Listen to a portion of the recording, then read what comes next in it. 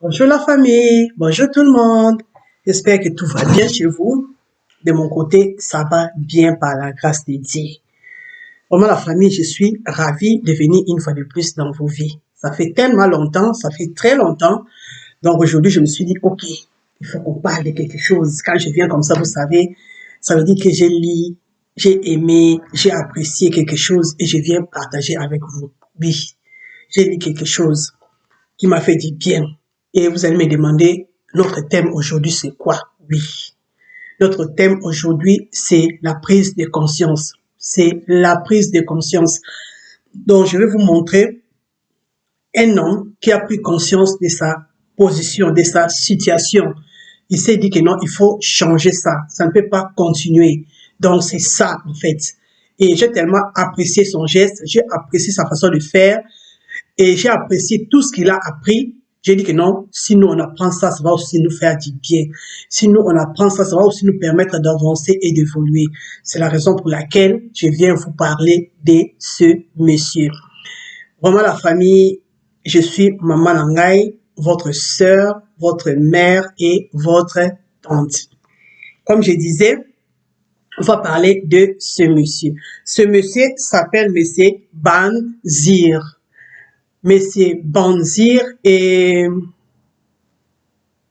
un fabricant de chars. Il est fabricant de chars. Il a appris qu'il y avait un souci dans sa vie.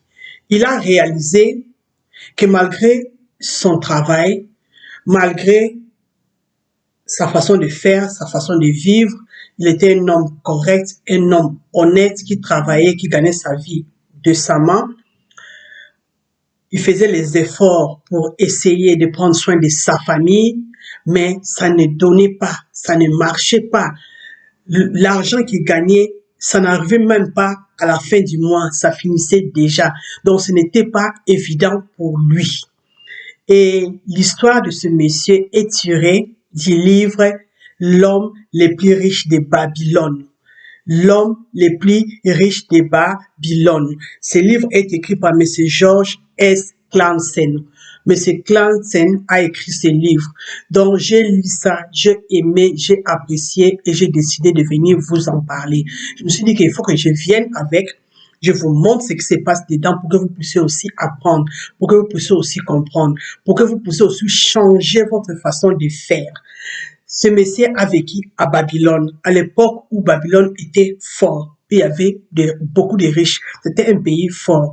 Et comme nous le savons tous, la prospérité d'une nation dépend de la prospérité financière de chacun d'entre nous, de chacun de tous les gens qui sont dans ce pays, de tous ces gens qui font partie de cette nation.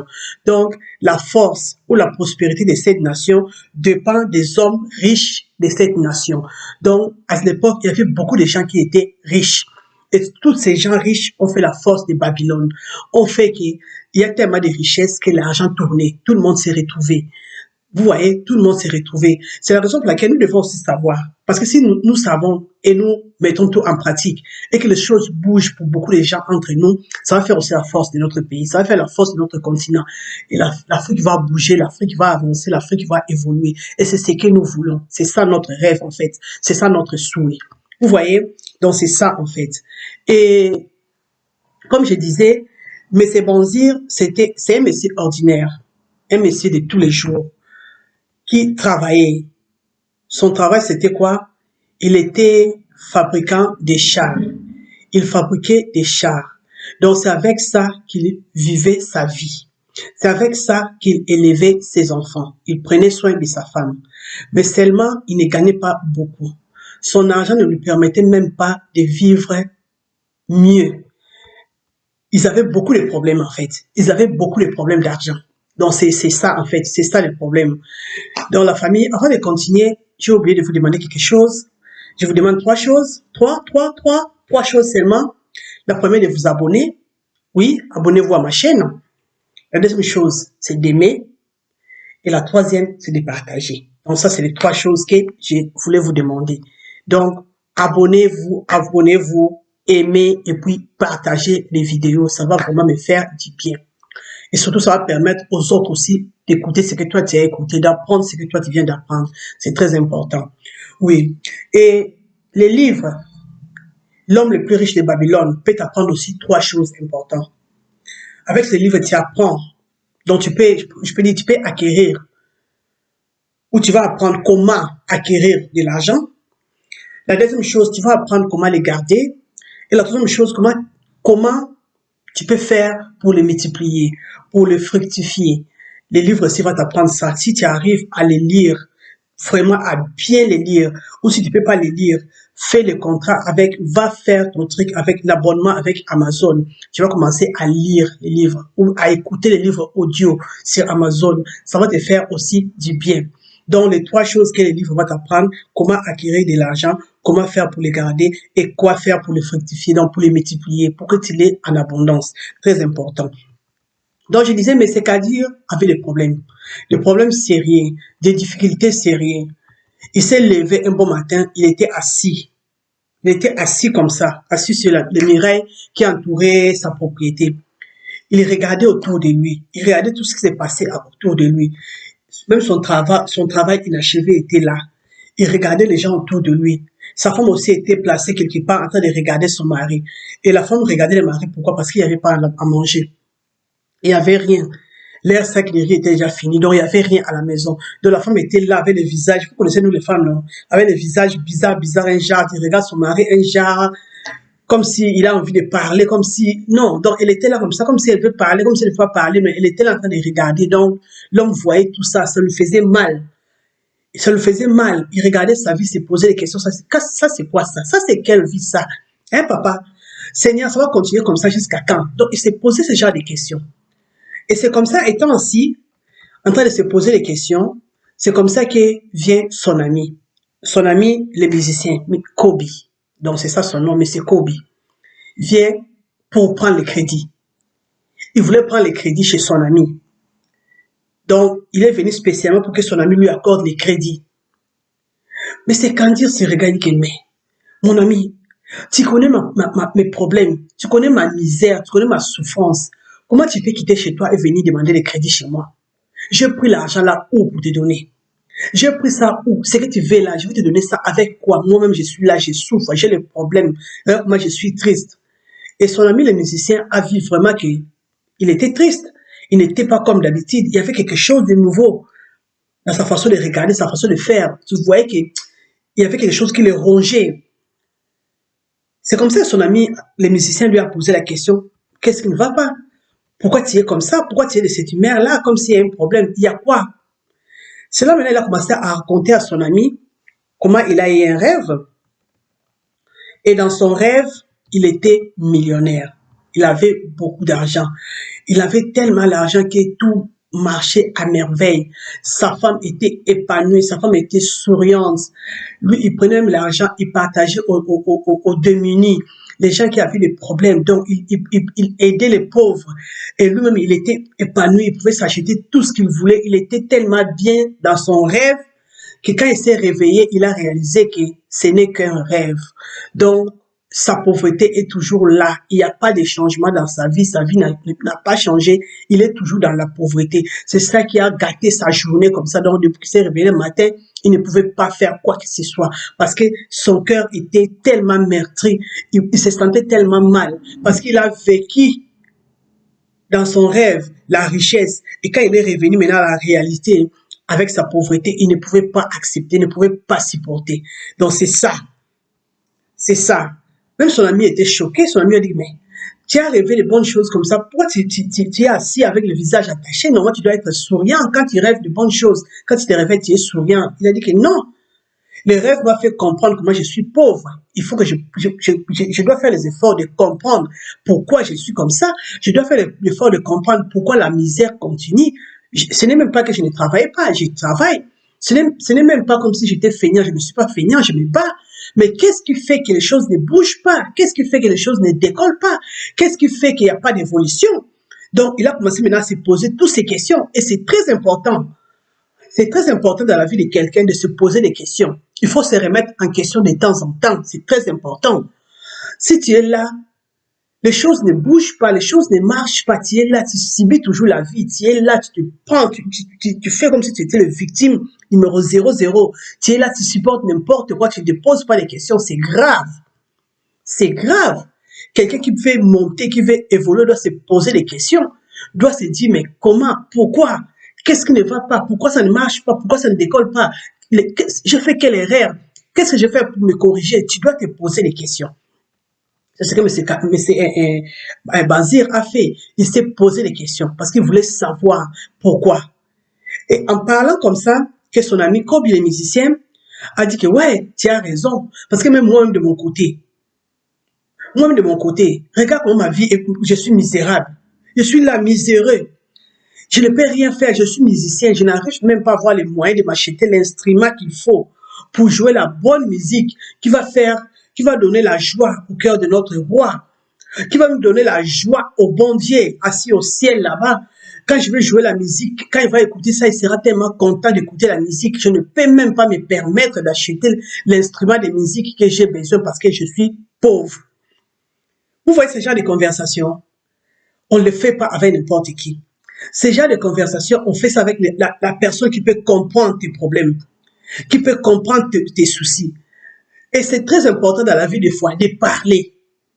Parce qu'il y a des choses, tu as ça au fond de toi, ça tourne, ça ne sort pas et tu ne peux pas trouver la solution quand tu es seul. Mais quand tu es quelqu'un qui peut ouvrir la bouche de temps en temps, parler, on ne te demande pas d'aller parler avec n'importe qui, n'importe comment. C'est pas ce que je te demande. Je te demande d'avoir des gens autour de toi avec qui vous pouvez communiquer. Communiquer.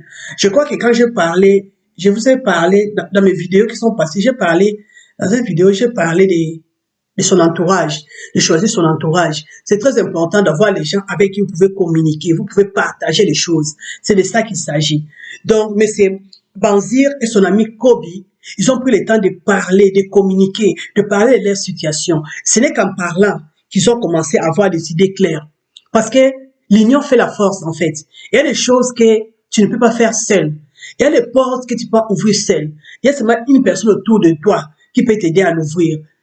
Comme on dit souvent en Afrique, non, on devient quelqu'un derrière quelqu'un. Donc, ce n'est qu'en parlant avec les gens qu'il y a les choses qui vont s'ouvrir, il y a des portes qui vont s'ouvrir. Les deux là se sont mis ensemble, ils ont commencé à aborder le sujet de leurs problèmes, de leurs difficultés. C'est étant ensemble qu'ils ont conclu quelque chose, ils ont trouvé quelque chose. Qu'est-ce qu'ils ont trouvé? Comme il est musicien, en venant chez Banzir en route, il a croisé leur ancien ami, l'homme le plus riche de Babylone. Il s'appelle M. Arcade. M. Arcade, c'était leur ami d'enfance. Ils ont grandi ensemble. Ils ont fait l'école ensemble. Mais c'est le monsieur le plus riche de Babylone. C'est l'homme le plus riche de Babylone. Donc, il a croisé M. Arcade en route et M. Arcade l'a salué gentiment, a demandé même la santé, lui a parlé normalement comme un ami. Et maintenant, c'est là maintenant, c'est revenu dans sa tête, il dit à son ami Banzir que non, nous on est pauvres, regarde, regarde Arcade, on a fait l'école ensemble.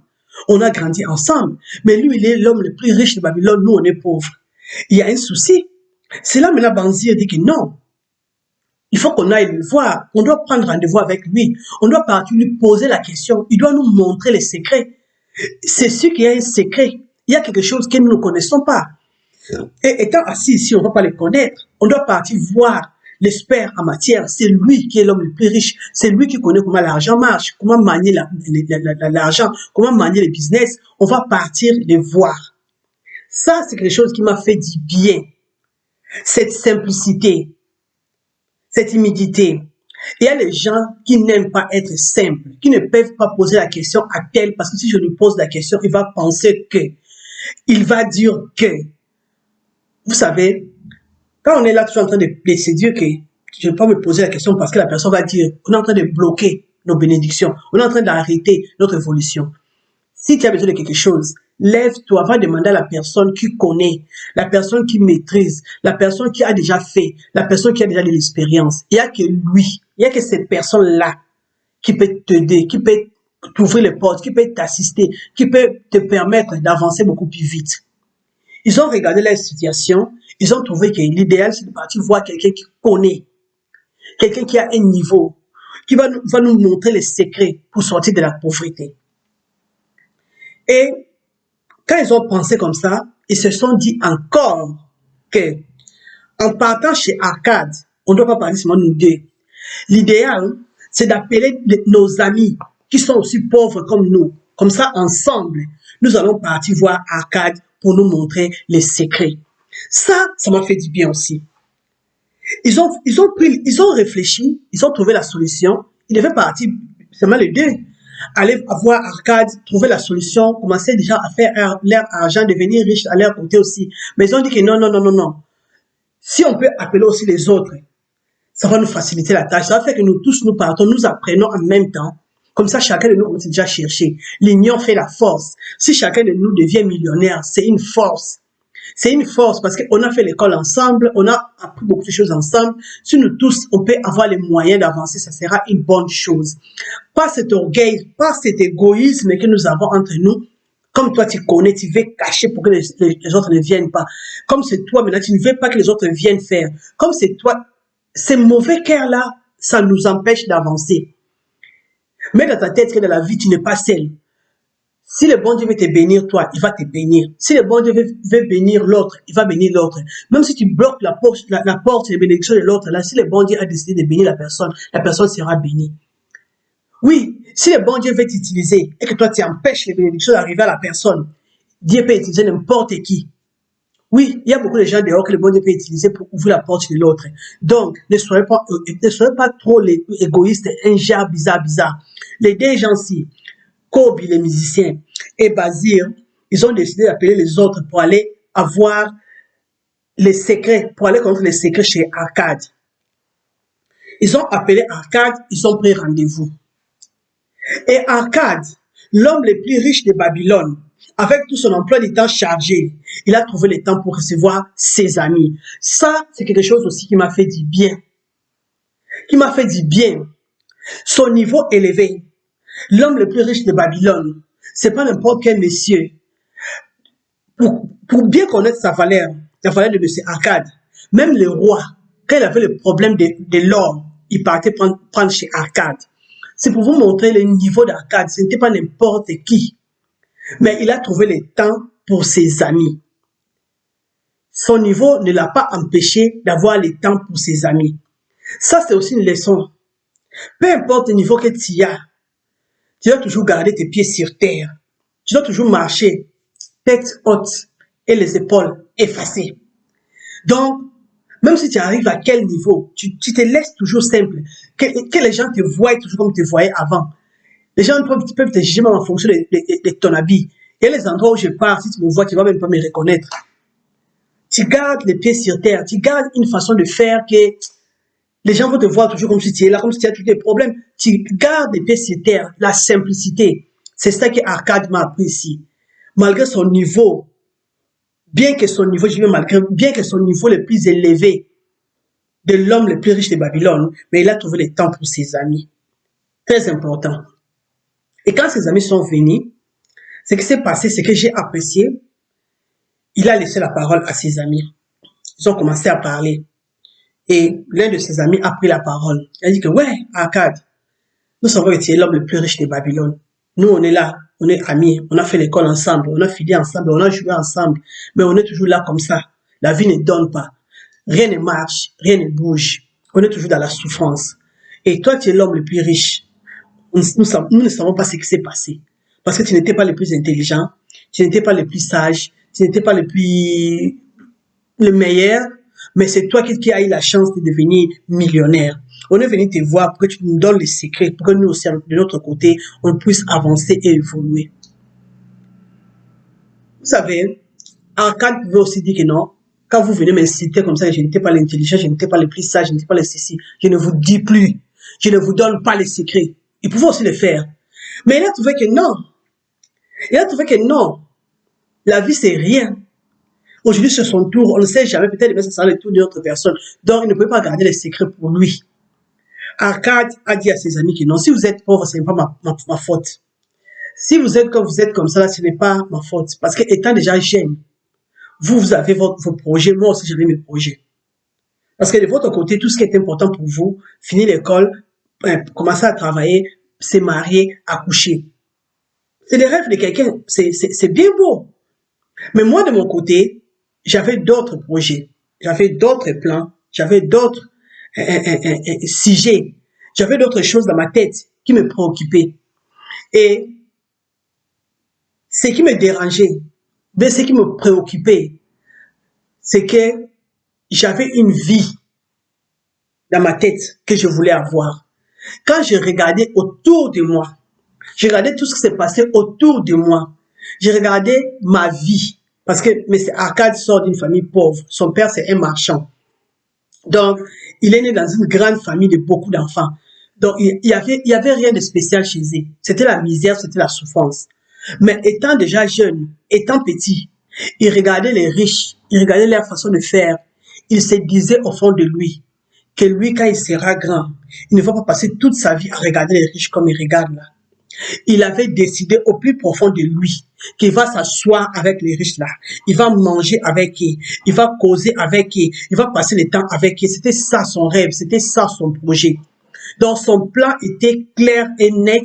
Il ne va pas passer le temps à admirer les gens qui réussissent. Il ne faut pas passer le temps à les apprécier de loin, mais il va faire partie de leur milieu. Il va manger avec eux, il va parler avec eux, ils vont faire le projet ensemble. Donc ça veut dire que lui aussi va faire partie de ces groupes, lui aussi sera riche. Vous voyez? Donc c'est question des rêves, question de projets, question de plans, question des objectifs. Les amis avaient d'autres projets, ils avaient leur chemin à suivre, leur façon de voir, mais c'est Arcade avait aussi ses projets, il avait aussi ses plans qu'il suivait. Donc c'est ça la différence. Quand dans ta tête, tu connais ton plan, tu sais ce que tu veux, ta façon de faire, ta façon de voir, ta façon de marcher, ça va dépendre de ton plan, ça va dépendre de ton projet, ça va dépendre de ton chemin, de ta route. Aussi longtemps que tu n'as pas de plan, aussi longtemps que tu n'as pas de projet, tu vas tenter. Tu vas passer le temps à tenter. C'était là. Les rêves, c'était de finir l'école, trouver le travail, se marier. Vous êtes marié, vous allez finir l'école. C'est votre rêve. Et maintenant, la suite, c'est quoi? C'est ça. Alors que M. Arcade savait que les mariages Zoviso, il va se marier. Les mariages Zoviso, c'est certain, il va se marier. Les enfants, il aura les enfants. Mais ce n'était pas ça. Pour M. Arcade, ça, c'était pas le vrai rêve, ça. Les vrais rêves, c'est de s'asseoir avec les gens qui ont les niveaux. Et pour s'asseoir avec eux, tu dois avoir leur niveau. Donc, l'essentiel pour lui, c'est de savoir quoi faire pour arriver à leur niveau. Ça, c'était la réponse qu'il les a donnée quand ils ont dit que lui, il n'avait pas les niveaux qu'il fallait, il n'était pas spécial, il n'était pas ici. C'est ça la réponse que M. Arcade a donnée à ses amis. Et comme ses amis voulaient avoir les secrets pour devenir riche, M. Arcade a dit que non, il n'y a pas de problème. Je vais vous montrer ce que moi aussi j'ai appris. Parce que M. Arcade a appris de quelqu'un. Il y a une personne qui a pris le temps de lui montrer comment devenir riche. Il y a une personne qui lui a formé. Et je vais vous dire, parler de quelque chose. Si vous regardez tous les gens qui réussissent dans la vie, tous les gens qui avancent, tous les gens qui évoluent, tous les gens qui deviennent riches, si tu les regardes, ils ont appris ça de quelqu'un. Ils ont quelqu'un qui les a donné les goûts.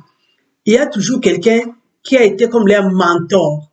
Ils ont toujours quelqu'un qui les soutient. Regarde tous les gens qui réussissent dans la vie. Regarde, je vais vous donner l'exemple de M. Robert Kiyosaki. Livre Père riche, Père pauvre. C'est son père riche qui était son mentor. Et si on vient maintenant avec les livres, notre frère africain, comment il s'appelle? Notre frère, mais c'est Ricardo Kanyama. Si tu regardes sa façon de faire, son mentor, c'était sa mère. C'est pour ça qu'il a écrit le livre, La chèvre de ma mère. Son mentor, la personne qui l'a inspiré pour arriver là où il est aujourd'hui, c'est sa mère. Tu vois, c'est sa mère. Et si tu regardes aussi dans les livres, Réfléchissez et devenez riche, tu vas voir tous ces gens-là, ils ont eu des mentors qui leur ont donné le goût, ou bien qui les ont soutenus, ou bien qui les ont donné la marche à suivre pour arriver à un niveau. C'est la même chose avec M. Arcade. M. Arcade avait aussi son mentor. Son mentor, c'était un homme riche qui venait faire les travaux chez lui, qui venait faire les travaux. Donc, quand il avait beaucoup de choses à faire, il venait déposer chez M. Arcade. M. Arcade faisait ça. Et comme c'est M. Arcade qui faisait, M. Arcade voyait que le monsieur était un homme riche. C'était un homme qui avait beaucoup d'argent et ses affaires étaient prospères. Et M. Arcade a eu le courage. Il était jeune, conscient.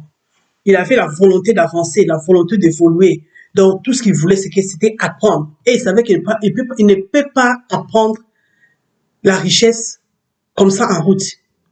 Il doit apprendre tout ce qui concerne la richesse avec quelqu'un qui est riche, bien avec quelqu'un qui travaille avec l'argent. C'est comme ça que ça marche. Donc, il a commencé à expliquer à ses amis que moi, de mon côté, la personne qui m'a aidé m'a donné telle et telle et telle consigne. Et il a commencé à expliquer à ses amis que moi, il y a un monsieur qui m'a montré. Le monsieur m'a dit, m'a donné beaucoup de clés. Et le premier clé que le monsieur m'a donné, mon frère, même toi qui es devant ta télé, toi qui es devant ton ordinateur, toi qui es devant ton téléphone, qui m'écoute maintenant, ouvre tes oreilles bien. Ouvre tes deux oreilles bien. Écoute-moi très bien. Je vais te balancer maintenant les secrets qui vont t'ouvrir les portes si tu es intelligent. Les secrets qui vont te permettre d'évoluer si tu es sage. Le premier point que ce monsieur a dit à M. Arcade, il lui a dit, quand tu gagnes ton argent, quand ton salaire passe, même si tu fais les affaires, quand l'argent entre, la première chose que tu vas faire, paye-toi d'abord. Paye-toi d'abord. Tu dois être la première personne qui doit toucher quelque chose. M. Arcade dit que non, mais quand je travaille comme ça, l'argent qui entre, c'est pour moi. Donc, quand le salaire entre, c'est mon salaire qui entre. Le vieux monsieur lui a dit que non, c'est pas ça. Je n'ai pas dit ça. Le salaire qui entre là, c'est pas ce que tu te payes avec. Quand ton salaire entre dans ton compte, ça ne veut pas dire que tu t'es payé. L'argent qui entre dans ton compte, c'est l'argent qu'on t'a donné à l'échange de ton temps, à l'échange de ta force. Quand ça vient comme ça dans ton compte, tu dois te payer aussi. Enlève quelque chose de cet argent, mets à côté. Ça veut dire, avant que on vienne couper l'argent de la maison, l'argent de l'électricité, l'argent des gaz, l'argent des téléphones, avant qu'on vienne couper tout ça là, paye-toi d'abord. Paye-toi d'abord, le monsieur lui a dit, donc le vieux monsieur riche, a dit à monsieur Kadir, monsieur Arcade, que tu dois te payer toi-même minimum 10%. Donc, ça veut dire que tu peux prendre plus, mais tu dois te payer minimum 10%. Très, très important. Quand tu vas enlever 10%, tu vas poser ça quelque part pendant 1 an. Fais les calculs, tu auras combien? Donc, si tu gagnes 1500 € par mois et que tu décides chaque mois de poser 150 € à côté, pendant 12 mois, tu auras 1/10 de ton salaire de toute l'année que tu auras mis à côté. Donc, si tu gagnes 1500 €, tu mets 150 € pendant 10 mois, tu auras 1500 €. Si tu ajoutes les 2 mois qui montent là, tu auras 1800 €. Donc, tu auras 1800 € à côté pendant une année. Et l'argent que tu as posé à côté, c'est pas un argent que tu vas prendre maintenant pour aller acheter des sacs de luxe, aller acheter des ceci pour montrer aux gens que tu es déjà arrivé. Non. L'homme riche a dit à Arcade que l'argent là que tu vas mettre à côté, ce que tu vas faire avec, c'est l'investir quelque part. Et pour l'investir, ne l'investis pas n'importe où, n'importe comment. Même si tu vas trouver les partenaires avec qui tu vas travailler, ne trouve pas n'importe quel partenaire pour gérer ton argent. Tu ne peux pas poser ton argent dans le main d'une personne qui ne connaît pas sa valeur. Tu ne dois pas poser ton argent dans le main d'une personne qui ne connaît pas l'utilité. Donc, si tu veux avancer, d'abord, tu dois épargner. Ton épargne, à un moment donné, tu dois l'investir. Et quand tu vas l'investir, si tu vas trouver les partenaires avec qui tu vas travailler, il faut trouver les gens qui sont experts dans le matière là. Si tu veux commencer à faire les constructions des maisons, ne prends pas seulement ton frère qui ne fait rien comme ça, qui est à la maison comme ça, qui ne fait rien. Tu prends ton argent, tu veux poser dans ce main pour te construire la maison. Sache que tu ne verras pas la maison là comme tu veux.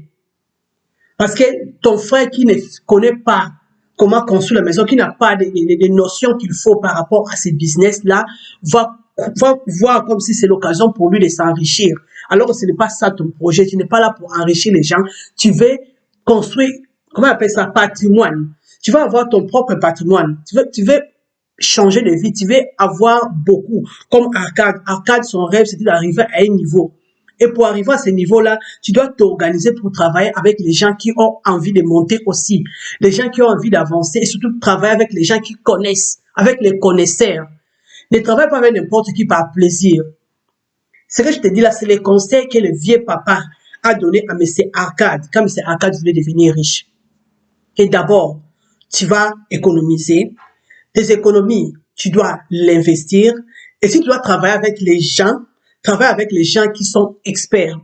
Donc, si tu veux si tu veux par exemple construire, tu veux avoir ton propre, comment on appelle ça, boulangerie, cherche les boulangers pour venir travailler chez toi. Ne pas chercher les maçons pour venir travailler dans ton boulangerie, ça ne va pas donner. Si tu veux faire une compagnie de maçonnerie, tu ne vas pas aller chercher les cordonniers pour venir travailler dans ton firme de menuiserie. Ça ne donne pas. Donc, s'il y a les choses que tu vas faire avec les menuisiers, va voir les menuisiers. S'il y a les choses que tu veux faire avec les maçons, va voir les maçons. S'il y a les choses que tu veux faire avec les boulangers, va voir les boulangers. Donc, les affaires que tu veux faire, il faut que ça soit en harmonie avec les gens qui passent avec ces travails-là. Donc, ne donne pas ton argent à n'importe qui. Ne pose pas le capital que tu as gardé, tes économies dans les mains de n'importe qui.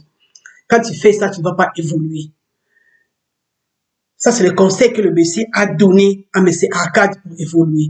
Et le monsieur a continué encore que si tu veux avancer, tes économies que tu as investies quelque part, organise-toi pour que les bénéfices que tu auras là-bas, que tu l'investis aussi dans un autre endroit.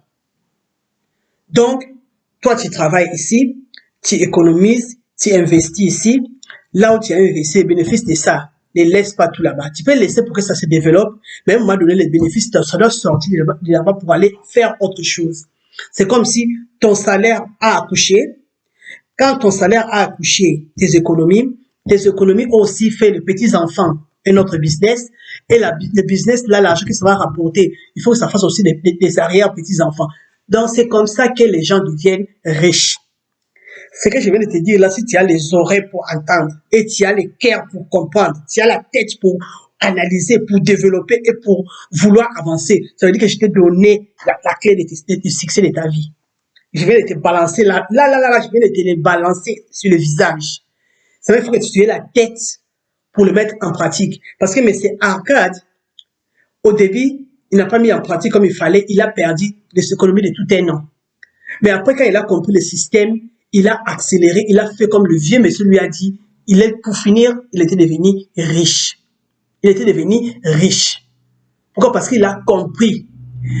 Tout ce qu'il a appris, il a mis en pratique, il a compris et il a expliqué à ses amis. Et parmi ses amis qui étaient là, il y a ceux qui ont compris. Il y a ceux qui ont capté et qui ont décidé de mettre ça en pratique. Et il y a ceux qui n'ont rien compris. Parce qu'ils ne peuvent pas comprendre. Parce qu'en venant voir l'homme riche, dans leur tête, ils se disaient que non, ouais, peut-être en partant là-bas, il va nous dépanner. Alors l'objectif n'était pas le dépannage. Le but, c'était de venir apprendre les secrets pour devenir riche. Les secrets qu'eux ne connaissaient pas. Et les gens qui sont partis apprendre, ils ont appris. Ils ont appris. Et tel que je connais M. Banzir, la détermination qu'il avait, il a appris. Et il est parti mettre ça en pratique. Vraiment, mon frère, ma sœur, je voulais te partager l'histoire de ce monsieur. Si tu veux avancer, si tu veux évoluer, renseigne-toi. Pose des questions aux gens qu'il faut. Réveille-toi. Tu dois avoir la prise de conscience. Aussi, quand tu n'es pas conscient, tu ne veux pas avancer. Si tu ne prends pas conscience, tu ne peux pas évoluer. Si tu es là, tu repousses tout demain, tu ne décides pas, tu ne te lèves pas, mon frère, sache que tu ne peux pas avancer, tu ne peux pas aller loin. Ce qui est important pour toi aujourd'hui, la vidéo que je viens de faire, ce qui est important pour toi, les choses que tu dois retenir, les choses que tu dois garder dans ta tête, c'est que je veux que tu restes avec, non seulement dans ta tête, même dans ton cœur, c'est les choses qui sont importantes pour ta réussite. C'est quoi? La première chose, quand tu gagnes ton salaire, ça c'est les choses importantes, les choses très importantes que tu dois à tout prix avoir dans ton cœur. Quand tu gagnes ton argent, la première chose, tu dois, quand tu gagnes ton salaire, paye-toi d'abord. Paye-toi d'abord minimum 10%. Si tu peux mettre un maximum, plus, Dieu merci, minimum 10%. Quand tu vas avoir ces 10%, tu vas les garder pendant un bon moment pour avoir le capital qu'il faut. Tu as besoin de capitaux, tu as besoin d'avoir l'argent à côté qui va te permettre de faire un petit business avec. Et quand tu vas commencer maintenant à faire ce petit business avec, tu peux laisser l'argent là augmenter pour que le business te développe. Si ça arrive à un niveau que tu vois que non, là c'est bon, maintenant organise-toi que les bénéfices que tu auras de ce business-là puissent faire autre chose à côté. Donc c'est comme si ton salaire a accouché, ton business a accouché encore autre business qui est ton petit enfant de ton salaire. Et le petit enfant de ton salaire va aussi accoucher les arrière-petits enfants. C'est comme ça que les gens deviennent riches, c'est comme ça que les gens deviennent à un niveau de vie. Tu seras étonné que tes amis, ton entourage, leur vie change. Tu te poses la question comment ils font. Il n'y a pas de secret. C'est ça que je vais te donner là. Mets ça en pratique, tu vas voir la suite. Ok la famille, j'espère que chacun a pris sa quote-part. Je crois que chacun va bien profiter de ces vidéos. Que le bon Dieu nous garde, que le bon Dieu nous protège. Comme je disais au début, si vous pouvez faire ces 3 choses, aimez ma page. D'abord, vous abonner. Première chose, venez vous abonner, aimez mes vidéos et surtout partagez. Partagez pour que les gens qui n'ont pas suivi puissent aussi apprendre quelque chose de nouveau dans leur vie. Merci la famille, que Dieu nous bénisse.